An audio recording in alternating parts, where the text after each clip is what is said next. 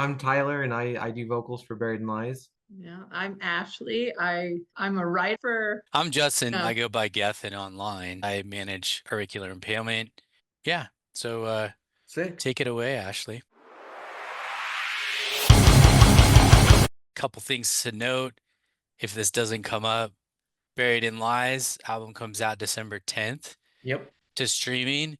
Just ordered the vinyl, so theoretically it should be done in 8 to 10 weeks. So it should be done like probably in time for the 10th, maybe if everything went goes well. Hopefully. Yeah. mhm. Just got the shirts. So ordered some shirts Yeah, for the album. they look sick. And then we also have a special item, which is it's a little coin, challenge coin that I don't think I told you this, Tyler, but if you buy an album or you buy a t-shirt, send you one of those as well. You can buy them Oh, by themselves, but it's like an add-on little oh, incentive to okay. buy. Yeah. Could you answer like what exactly is auricular impalement? Like Oh, what all me? does it? Yeah, what all does it encompass? Sure. Auricular impalement is the idea originally was just to do music. I had it as a musical group, but now it's formally a record label. And the idea is really to get music, heavy music out there. We're looking at maybe adding some like EDM type dubstep, all that death step kind of stuff too, because one of our artists, there is no in between, is that genre as well. But it's really just to help bands bridge the gap between doing everything they can for themselves versus being seen in a larger audience. So Buried in Lies is kind of on the precipice of that, and doing a lot of stuff on their own, booking their tour and all that. So it's really kind of just helping push that along, either financially or, just being a person to say they're doing a good job, which I try to do that too, That because that they are. helps a lot too. Yeah, that's Yeah. why I've Okay. heard that, right? Like in it, and me doing music personally, somebody just saying keep going, because sometimes you get really inspired and you just have that high of like, we wrote this stuff, and then all of a sudden a month later you're like, I don't know if I like this anymore. But the reality is it is awesome. So like Yeah, it is. people just need to get their art out there. To start, I'm trying to remember because I did enjoy our last interview. It was over a year ago, but I you guys Yeah. stuck out to me. Um, like and it's like I guess I wanted to give you the opportunity. Obviously, you've got a lot going on right now. Like Buried in Lies, I was like, damn, they're like, between well, Dylan, I think that caught me off guard. What It caught us all off guard, to be honest. yeah, what does the path forward look like? Um, What was the story there so everybody has a context? so I mean, there's personal things in there that like um he, I mean, it's tough financially being in a band, of course. Like, And um, we're talking about Dylan, bass player, leaving, guitar player. guitar player. Well, he's both, right? Is he He both? he would he did he recorded bass for the record, and at this time we didn't have anyone playing bass live. So Okay. Yeah, because the day this all happened, the morning I woke up and I saw Dylan's bass for sale on Facebook Marketplace, and I'm like, oh, he's just getting rid Oh, of a bass, and then it it culminated into it the yeah, we woke up and we had so originally, like, I had my surgery for my ear, because it's been affecting my personal life and performing, and like, my in-ears, I couldn't wear my in-ears for like the longest time. It's better for the most part, but this is, so we had a surgery date to reconstruct my ear, get it fixed, and we had a vocalist filling in, a guy named Grant, super cool dude. He was gonna fill in, and we had some of our like former members coming in to help kind of round out everything. So that way, like, we have someone to do the backup screams, someone to play bass. I think one of the dates Dylan was actually gonna do the vocals. So we had a whole nother, like, we had two lineups all ready to go to make sure we don't drop off these shows and that like nothing happens. And we woke up and Dylan was like, I'm quitting. Like I'm full on done. I can't financially do this anymore. Which I mean, it is what it is, because like he had spoke to me privately and said, I'm quitting after the tour. So I was like, okay, that sucks, but whatever. Like, at this point, it was just like that's completely fine. Like, you're fulfilling your obligations, it's all good. And that kind of surprised us. But we have people filling in for the dates that we have coming up and for the tour. And I don't know kind of what the game plan is after that. But for the foreseeable future, these two guys will be playing the shows moving forward for the tour. And then after that, we got to take a little bit of a break because I have to recover from my surgery. Yeah. Well, when is the tour? It's December 10th. That's when it starts in Springs at Okay. Vultures. And then I think yeah, the 10th through the 16th, we're playing New Mexico, we're playing Albuquerque, we're playing Tempe, Arizona. I'm trying to remember it all off the top of my head. I'm trying to be professional. Um, we're playing Reno. We're playing Reno, Nevada. Um, I think there's one more Arizona date, and then we're playing Idaho, and then we come back. So it's a little short run. You're Um, playing Kingman, Arizona, Kingman, which Arizona. I have I grew up in Arizona. I never been there, so I was like, man, there's um metal fans in Kingman. Okay, my dad, he plays in bands too. He's been playing in bands my whole life, and his old band went on tour, and two times they broke down in Kingman, Arizona. So there's a whole family history with Kingman, Arizona. So there's like a whole inside joke in our family. That's funny. That's and that's so that's the day that the EP comes out, right? On the 10th. Okay. Okay. Well, that's exciting. And you guys have toured, if I remember, you've toured quite a bit, right? As Um, Buried in Lies? no, we did one in June. Okay. We did one in June with Drown the Planet, who are from Arizona, and that was just a quick little run. In the past, in our old bands, my old band, we toured more. So like I have touring experience.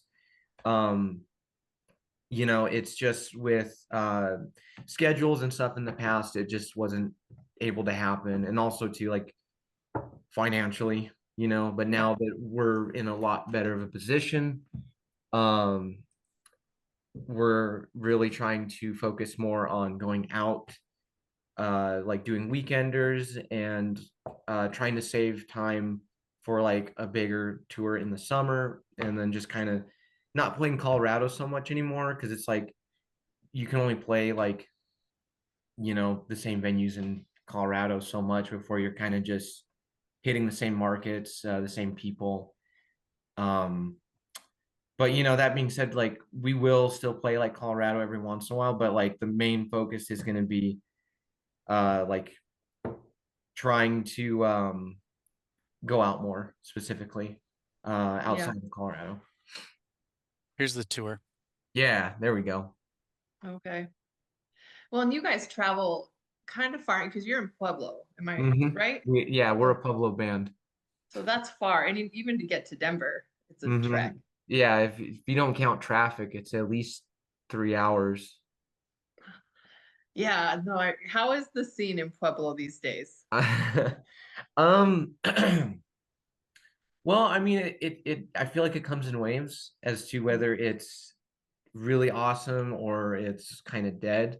I remember growing up as a kid, and it was like pulling teeth to get people to come to a show.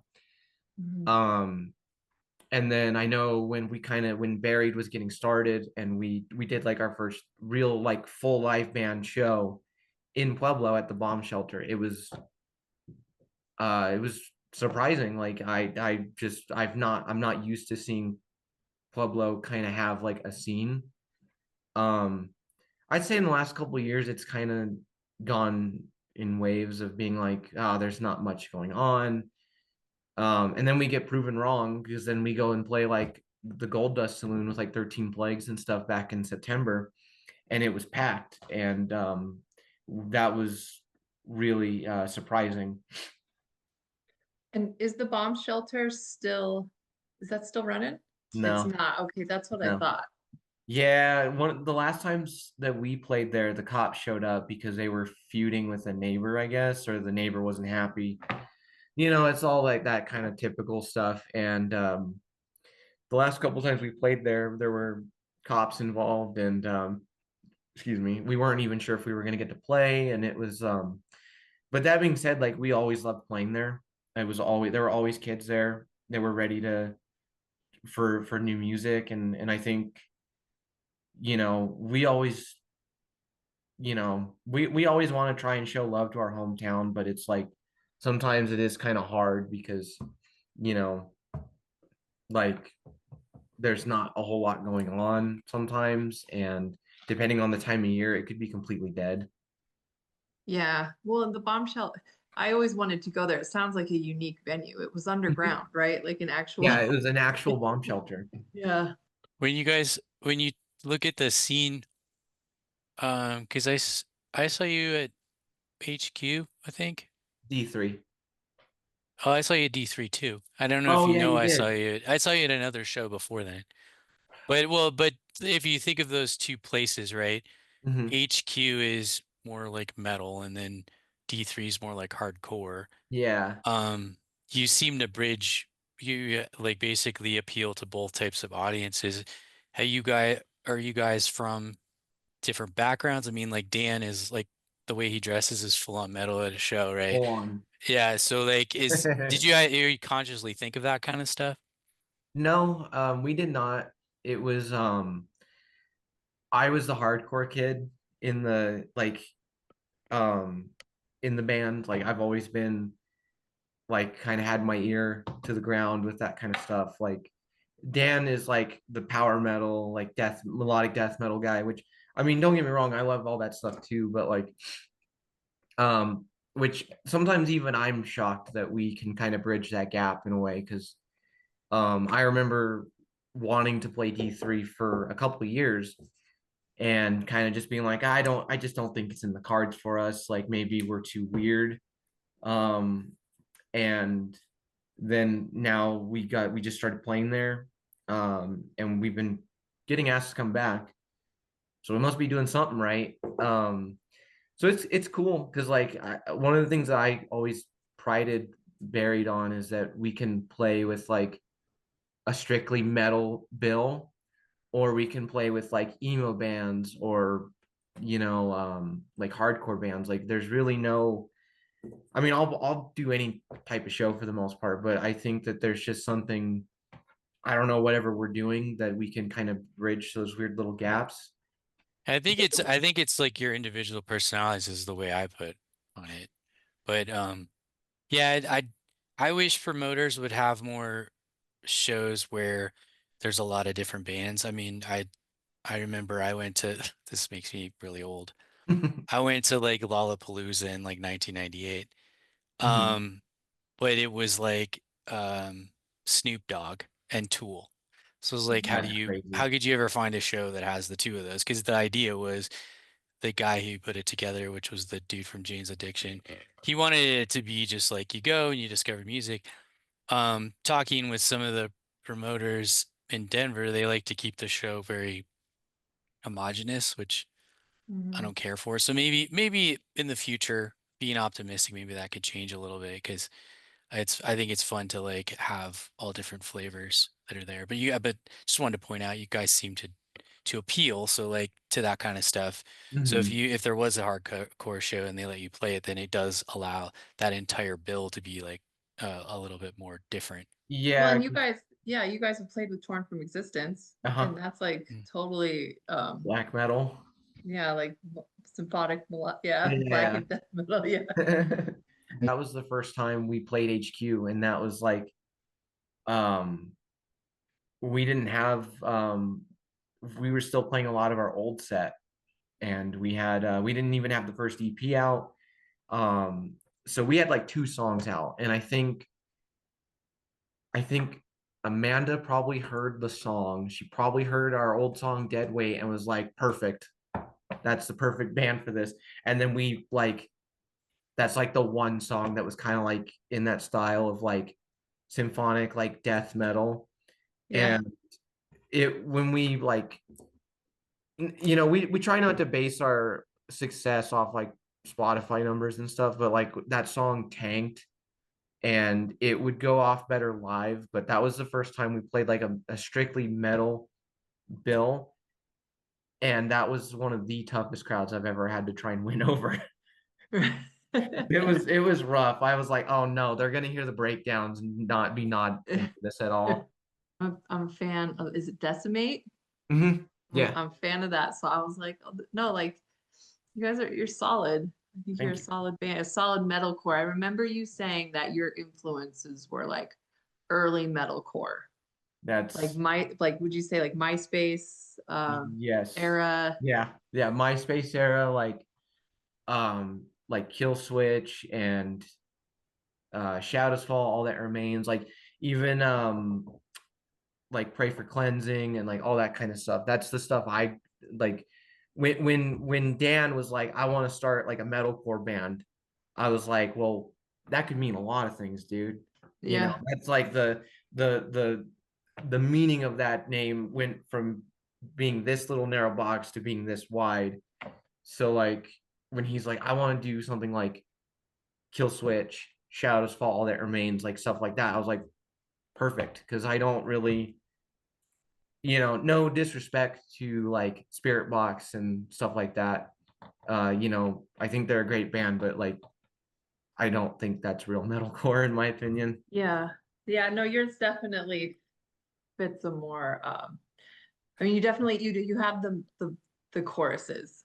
You Yeah, tell us like it's we have the very singing yeah. choruses because that's what Yeah. Dan wanted. But like it's funny you say you like Decimate because I didn't believe in that song at all when we recorded it. I was like, I don't know, this feels kind of cheesy.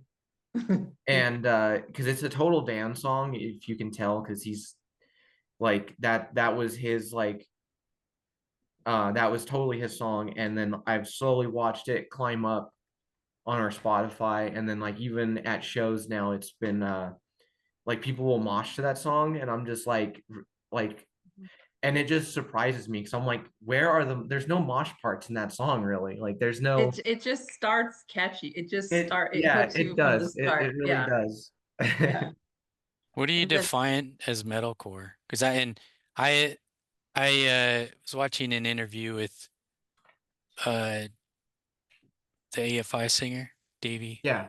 Havoc, and they ask him because like everyone appreciates him as like the grandfather. I don't know. Nobody ever said this, but it seems like Yeah. grandfather of hardcore or something like that. Um, but I mean, he looks all distinguished these days. But yeah, he defines hardcore as a culture, and there's not necessarily any type of specific requirements from a musical perspective. How do you define like metalcore, and then I mean the current metalcore is definitely like what's on like playlists like Metal Scene or something like that, but Yeah. like how would you define it, and then like what differentiates the old school stuff or the newer stuff in your opinion? I would say for me, it is, I mean, I've always taken it as it's like you break down the word metalcore, it's metal and hardcore, and you put it together. And, obviously you have like Earth Crisis and stuff like that that kind of like started putting more metal in their hardcore songs. Um, but I would say that like what we define as like metalcore is like taking like the like Swedish like Gothenburg like melodic death metal with the hardcore elements. That's what I like really like when I would say that it became metalcore. Um, like it's tough because like people say that like the stuff that I'm hearing now like Bad Omens is considered metalcore, and I just don't hear it. And again, like I don't mind Bad Omens. I'm not saying that they're like a bad band or anything. Like, dude sings better than me. you know. I've seen a lot of bands kind of go in this like even Wage War. Like I remember Dylan, Yeah.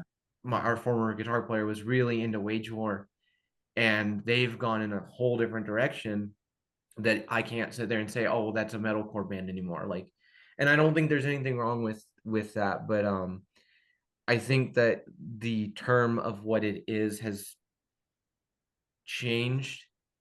Um, so it's kind of tough. But I see like a lot of revival, like quote unquote revival bands coming back and like doing that sound. And that's what we wanted this when we set out to do Buried Lives, when me and Dan started it, that's what we were wanting to do. Obviously, we didn't want to be like those bands specifically. We wanted to be a little different and throw in influences like black metal, because Dan really likes Cradle of Filth and stuff, and I was really into Death Heaven and stuff, and shoegaze. Like we really wanted to put in like shoegaze elements. So that's where you get all those weird like ambient like spacey parts in our songs. So I mean, even by that definition, you could probably say we're not a real metalcore band, but yeah. Anyway, that's a long-winded explanation. It's a No, good I one. think it's great. I like all the influences because vocally, like you do a lot vocally. You definitely have those like touches of like the Blackened style, Mm-hmm. but Thank it's like subtle. It's not, you. you know what I'm saying? It's almost, yeah, because I was listening on the way here and I was like, you do a lot. There are a lot of influences, so I can kind of pick up the the Cradle of Filth influence. No, Yeah, I thank you. like it. Yeah, it's good to hear actual band names. I mean, I think metalheads like to talk technically about stuff and kind of pinpoint things, even if metalcore isn't really a good definition anymore.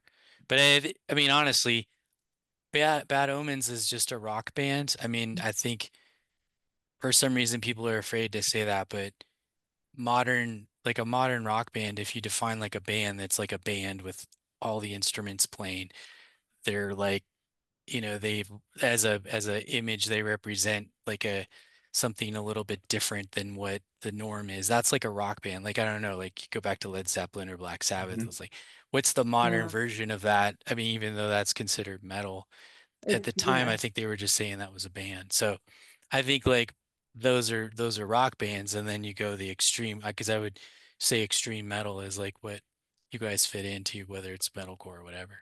Exactly, and that's definitely something that like we always just say we're a metalcore band, but like I've been bringing a lot more outside influences from metalcore the into my vocalization, into my performances, into how I look again when I go to perform, because I'm bored of every band kind of looking the same. Everyone kind of does the cargo pants with like the black hoodie look, and it's just kind of like, or like it's kids are wearing Janko jeans again, which is crazy to me. It's Oh my just gosh. crazy. Like I now skinny jeans aren't cool anymore, and like that was my generation's thing, was skinny jeans and stuff, and now it's not cool. um but like even outside of metalcore, like I've been very like influenced by like Japanese metal, Japanese visual K, and trying to put that into the performance of Buried in Lies. Like even like you've seen like our promo picture. For the record, I was wearing like makeup and stuff, and that comes from like Darren Gray and Nocturnal Bloodlust and stuff like that from Japan. Because we're just trying to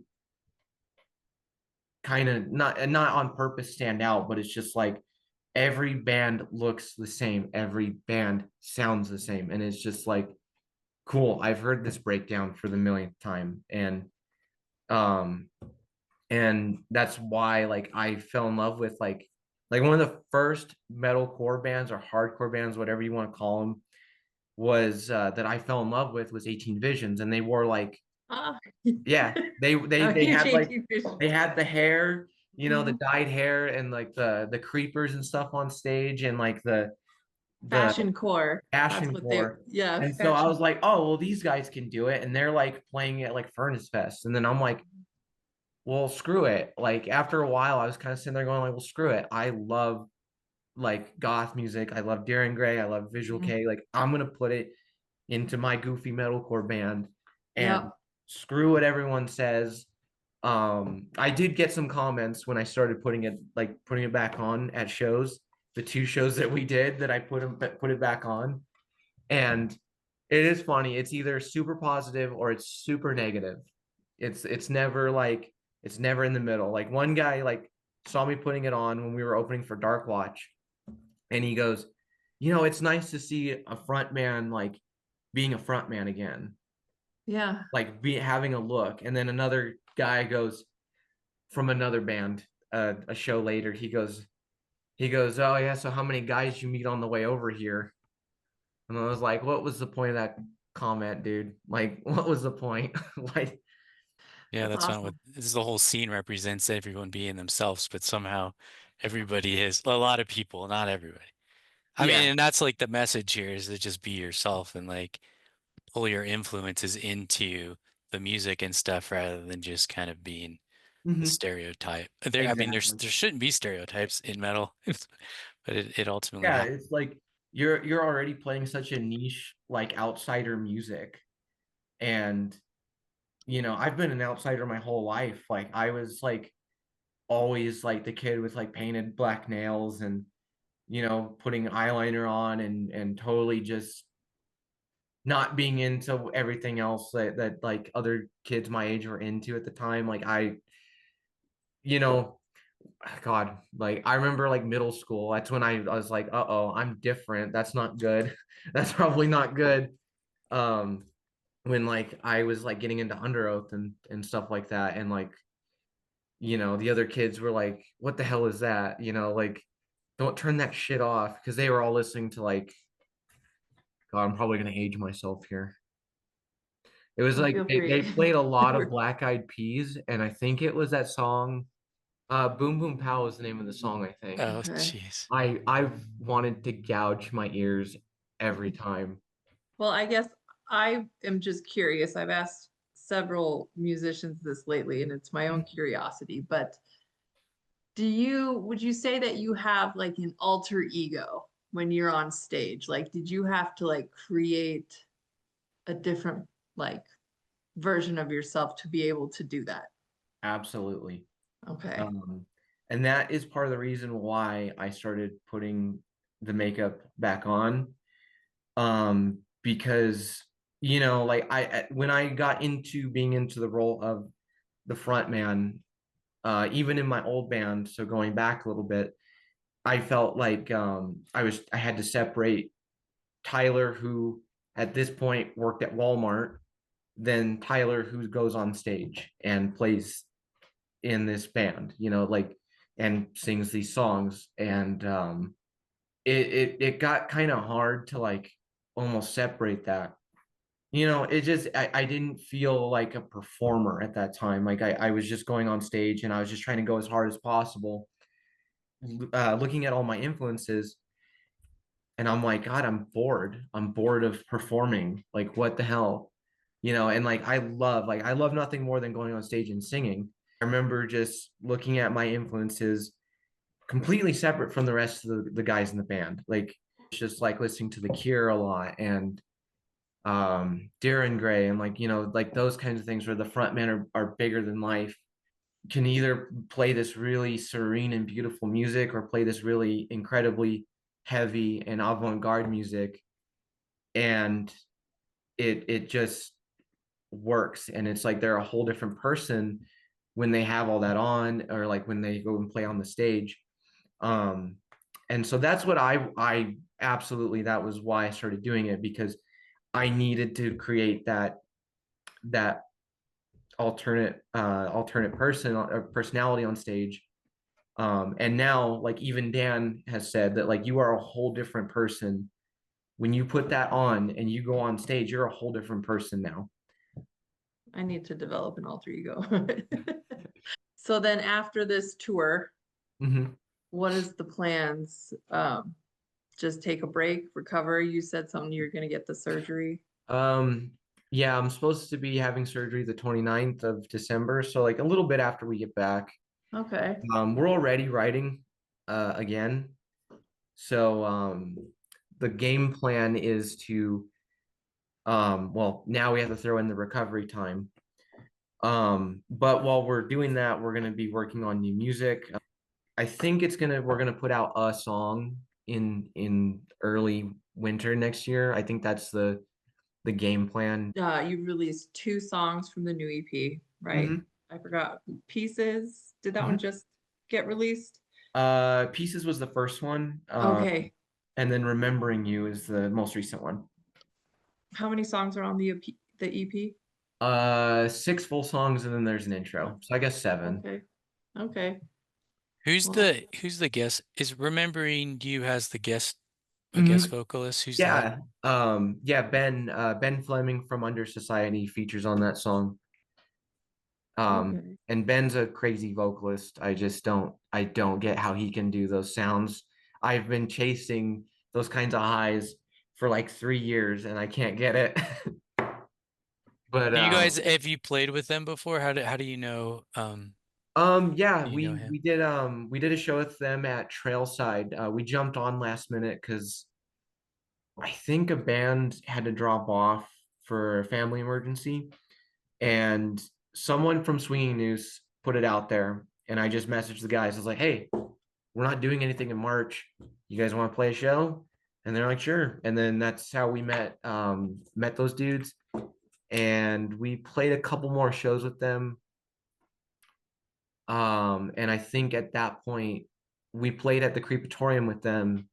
That's when Dylan talked about like, hey, like would it be cool if you did like a feature on this song because you're like really good at what you do. We'd like to have you on a song, and you guys are cool. First and foremost. So that's how long it this kind of has gone back. Like we started writing a lot of these songs at the beginning of the year, or even later than that. In fact, Remembering You that Ben features on was written shortly after the first EP was like done, but we didn't release it yet. So it was like written in like I want to say like May or June of last year. So it spans a long time. How did you Okay. guys meet is it Never Ender? Is that how they say their name? Oh, Never Endeavor. Never Endeavor. Okay. Yeah, it messed me up too a couple times. I would definitely I've said it wrong. Um, I have not met the full band. We met Jake, the singer. He was hosting a show that we did with Ira Knox last December at Mesa Theater. I would say they're more like like they're definitely like a band to watch out for. Like they're so sick at what they do. Like I feel like they're one of the rare bands that had their sound like established right away. Like they knew what they wanted. So you're touring, are you touring all your dates are with them? That's Yeah. yeah. It's essentially their tour. They're Yeah, the like, yeah. they're jumping on with us. And that too is also just like pile everyone into a van. It's cheaper that way and save money. So it's Sure. gonna be like seven, eight, nine dudes in like a 12-seater van. So that'll be fun. So if someone has never heard of Buried in Lies, what is the best song to start with? Man, that one's tough. I'm probably gonna say Infect Me off our first EP. Okay. Um, I think that song kind of has a nice balance of like the ambient kind of like shoegaze stuff that we throw into our songs, but has like all the like the mellow death kind of leads that like in like the European kind of style that Dan puts in, with like that real like old school like kind of metalcore like deathcore sound. there's no singing parts, but I would say that that would be the song. Or well, but then again, maybe Pressure. Like people like that song a lot for whatever reason. I just that was we've had other bands like message us, like Biting Bullets. We were doing a show with them, and they would always be like cheesing about Pressure for whatever reason, and I was not a Pressure fan. Like that's my least favorite song that we've done, Oh, but really? it's our number one on Spotify now. So I'm like, God damn Okay. it. People definitely got to come to a show because I think that's like a huge element that's missing in a lot of music these days is having a good live show. Yeah, when Um, is the next show? yeah. We Oh, should plug that. yeah, we're playing at the Black Sheep on November 7th. But yeah, like I absolutely agree with though, Justin. Like I think like a good live show is kind of missing from a lot of just music in general. If your record sounds cool, that's awesome. But like if you can't, you know, if you can't put on a good show, then I think that that's where you kind of lose. The reality with the music industry is everything to make money and to make a living, you have to play live. Hmm. And all everything is like physical is the key word, physical products, right? So like if you play good, if you have good music that plays well on Spotify, you're just making pennies. So Yeah. Yeah. it's like important. I mean, that's why you guys are awesome because you and the feel of the show too matches the music as well. It's just like you give putting all of your heart into it. Well, thank you. Because like the new music might have some Japanese in it, like actually speaking Japanese, because That would be sweet. yeah, like I can speak like element like I can like technically speak elementary level Japanese. So you say GAN, is that the way it is? Gone. Gone. Okay. Yeah, it's like because it's just a single character, right? I didn't want to give it all away, like when we wrote this, like what the song's about, because it's super personal. This whole EP is personal.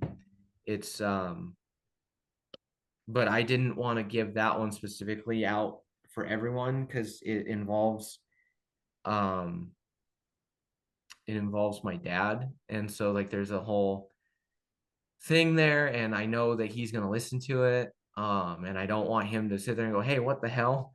You're you wrote about me again. Well, it's it when you say gone and you type it into Google, which is what I just did. Mhm. Um, it's all about context because it has, for one, you could say gone, but it has like what, seven meanings it just comes up with. So And the actual character is you have to know that specific character to know that it means cancer from what I'm mhm. interpreting, which is telling about any concept. It's all within the context of It's where all that within the it's. context, and that's why I love borrowing from other languages like that, because it's like we have that here with English, but not to the extent that like the Japanese language does or something like that. And that's why I wanted to use it. Because yeah, if you look at like the katakana form of that word, it literally means gun. It's Yeah. like, so that's funny. So like I want someone to be able to sit there and like, it could either be about guns, it could be about cancer, it could just be like a fun song with just a Japanese title. Depends on how you want to take it. I left it ambiguous enough, hopefully, that someone can kind of tie their own stories to it. That was one of the few things that did that I do remember about recording because this took so long. The last song that we're gonna put out before the whole EP comes out, A World Without You, that was written about my grandfather being in the hospital, and I thought I was gonna lose him. Um, And I remember when I demoed the lyrics, put the vocals down, and we sat down as a group and we're like, okay, what songs are we gonna put on the record? What songs are we gonna like cut? And they listened to it. And I this is a song I don't really like to listen to because it was such a um really crazy time in my life, and my grandfather's like so important to me that like he's alive, but like I don't like to think about that day because it was just so scary. But the rest of the guys, and even like Andrew, Dan, and Dylan at the time when he was in the band, like said that like I really relate to this song. Like what you wrote about, like I can equate it to like my something as simple as like their dog passing away, you know, like something like that, like something that unified us all together, and that's cool. Um, but I purposely try to leave everything ambiguous for people. Because at the end of the day, this is just my words, but once it's out there, it's not for me anymore. It's for the person listening and what they get out of it.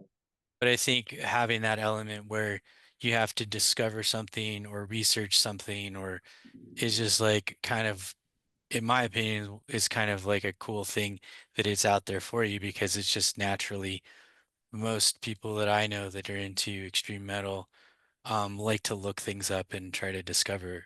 So it's like you kind Mhm. of like leave it ambiguous so that they could either interpret it themselves or find out, like in the Gone example. In a world without you, there's a typo negative reference, and it's referencing an album title from typo negative. If you know, you know. I mean, but like that's the thing that like I just like to leave little things in there at times to like Now you're challenging Now Ashley I'm and I like, to I look love it up. typo I I everywhere. know. It's like, wait a second. Well, there's the kind of stuff we like, right? So it's Yeah, like, Mhm. the I Easter mean, eggs. even this, that was funny, what's ironic is even this video is like answering questions for people. Or it'll be like, oh, did you see that thing with Tyler? And he told us what that song was about. Just talking about you, Dave. Yeah, that's Dave there. We need a Dave's Dave right here. Yeah, there's Dave Dave and cameo. Craig. What's Say up? Oh, hi. Craig Hey, too. what's going What's on, up, brother? guys? How What's are up, you? dude? How's it going? Diapers. You guys working on new stuff?